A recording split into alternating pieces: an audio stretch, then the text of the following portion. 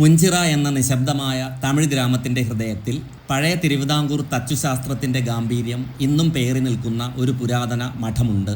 മുഞ്ചിറ മേലെ മഠം. കാലപ്പഴക്കത്തിലും തലയെടുപ്പ് മാറാത്ത കൽത്തൂണുകളും മനോഹരമായ മരപ്പണികളും ഒരു കാലത്തെ ഈ നിർമ്മിതിയുടെ പ്രൗഢി ഇന്നും നമ്മോട് പറയുന്നുണ്ട്. പഴയ വേണാടിൻ്റെയും തിരുവിതാംകൂറിൻ്റെയും ചരിത്രവുമായി അഭേദ്യമായി ബന്ധപ്പെട്ട് നിൽക്കുന്ന ഈ മഠത്തിൻ്റെ പൂമുഖത്ത് കാണുന്ന ഒരു ശിലാഫലകം അതിൻ്റെ പുനർനിർമ്മാണത്തെക്കുറിച്ച് സൂചന നൽകുന്നു. അതിലെ അക്ഷരശൈലി നോക്കുമ്പോൾ 18-ാം നൂറ്റാണ്ടിൻ്റെ അവസാന കാലത്തോ 19-ാം നൂറ്റാണ്ടിൻ്റെ തുടക്കത്തിലോ ഇത് കൊത്തിവെച്ചതാകാമെന്ന് കരുതാം.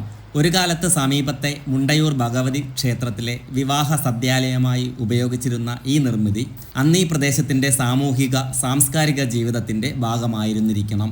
പക്ഷേ ഇന്ന് ആ പഴയ സജീവതയുടെ സ്ഥാനത്ത് കാടുപിടിച്ച നിശബ്ദതയാണ്. മഠത്തിൻ്റെ കിഴക്കേ പടിപ്പുരയിലെത്തുമ്പോഴാണ് മറ്റൊരു അപൂർവ കാഴ്ച ശ്രദ്ധയിൽപ്പെടുന്നത്. മേൽക്കൂരയെ താങ്ങി നിർത്തുന്ന തടിയിൽ കൊത്തിയിട്ടുള്ള മനോഹരമായ ഒരു യാളി രൂപം. സിംഹത്തിൻ്റെ ഉടലും ആനയുടെ തുമ്പിക്കയും ചേർന്ന യാളി രൂപം സ്വന്തം പിൻകാലുകൾ കൊണ്ട് ഒരു ചെറിയ ആനയെ ചവിട്ടിപ്പിടിച്ചിരിക്കുന്ന ഗജയാളി ഭാവത്തിലാണ് ഇവിടെ അവതരിപ്പിച്ചിരിക്കുന്നത്. അതിസൂക്ഷ്മമായ ഒളിവേലകളിലൂടെ മരത്തിൽ തീർത്ത ഈ ശില്പം അന്നത്തെ തച്ചന്മാരുടെ അസാധാരണമായ കരവിരുതിൻ്റെ തെളിവാണ്. കാലം അതിൻ്റെ ചായങ്ങൾ മങ്ങിച്ചു കളഞ്ഞു, പല ഭാഗങ്ങളും ഇളകിപ്പോയി.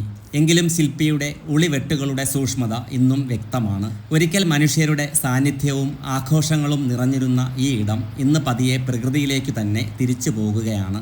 ഈ മേൽക്കൂരയും ഈ കൽത്തൂണുകളും ഈ മരപ്പണികളും അധികം വൈകാതെ ഒരു നാൾ തകർന്നു വീഴുമ്പോൾ അതിനൊപ്പം നഷ്ടപ്പെടുന്നത് ഒരു കാലഘട്ടത്തിൻ്റെ ഓർമ്മയും ഒരു തച്ചു പാരമ്പര്യത്തിൻ്റെ അടയാളവും നമ്മുടെ ചരിത്രത്തിൻ്റെ ഒരു ചെറിയ ഭാഗവും കൂടിയായിരിക്കും.